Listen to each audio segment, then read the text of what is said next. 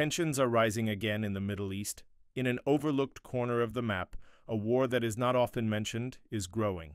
It is no longer only the Assad regime and the opposition that are confronting each other on Syrian soil, but also Turkey, Israel, and many other actors. There may not be an open war on the ground, but there is a deepening struggle through invisible conflicts, proxy forces, and airstrikes.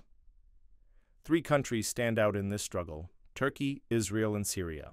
Each of them is on the ground with different objectives.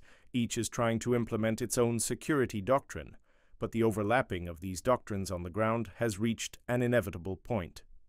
Turkey is increasing its military presence in northern Syria, operation zones, safe lines, new base plans. Turkey wants to turn the areas of control it has gained through years of cross-border operations into a permanent security zone, not a temporary one. According to Ankara, this step is necessary not only to eliminate the PKK-YPG threat, but also to build regional stability. President Erdogan's statements hint at this strategy. We will not only provide security in these regions, we are also there in the reconstruction process. Turkey will be a decisive actor in this process with the will of the peoples of the region. This statement shows that Turkey's intentions are not only military, but also include diplomatic, social, and geopolitical dimensions. However, these plans are facing a backlash from Israel. Tel Aviv has been conducting operations in southern and central Syria for years, mainly targeting Iranian-backed militias.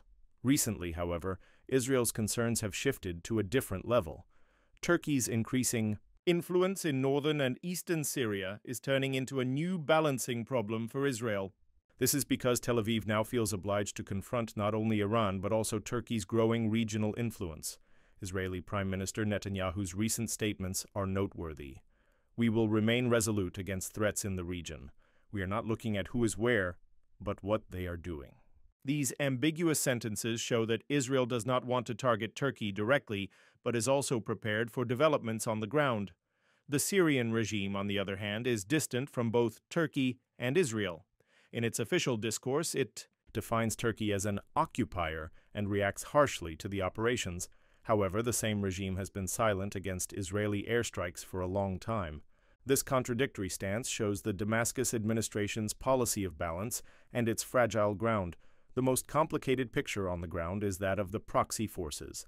The YPG is seen by Turkey as the Syrian branch of the PKK. This structure, which is Ankara's red line, is supported both by the US and allegedly by Israel. Some sources report that Israel is in direct contact with the YPG. These contacts are tried to be legitimized through the anti-Iran axis. However, this means giving international support to a structure that Turkey perceives as a direct security threat. Amidst all these developments, the U.S. withdrawal plan from the region is the most decisive factor. Washington has made it clear that it will withdraw from Syria in the long term. This withdrawal will create a vacuum, and Turkey is the strongest candidate to fill that vacuum. Ankara is simultaneously pursuing diplomatic, military, and sociological strategies to institutionalize its influence on the ground. However, this conflicts with the plans of both Israel and the Syrian regime. This conflict is being waged not through open warfare, but through a struggle for space. Drones, airstrikes, mutual border movements, and statements. While Turkey is building bases on the ground, Israel is sending messages to specific areas through airstrikes. The Assad regime, on the other hand, targets Turkey with harsh statements from time to time, but remains silent on the ground.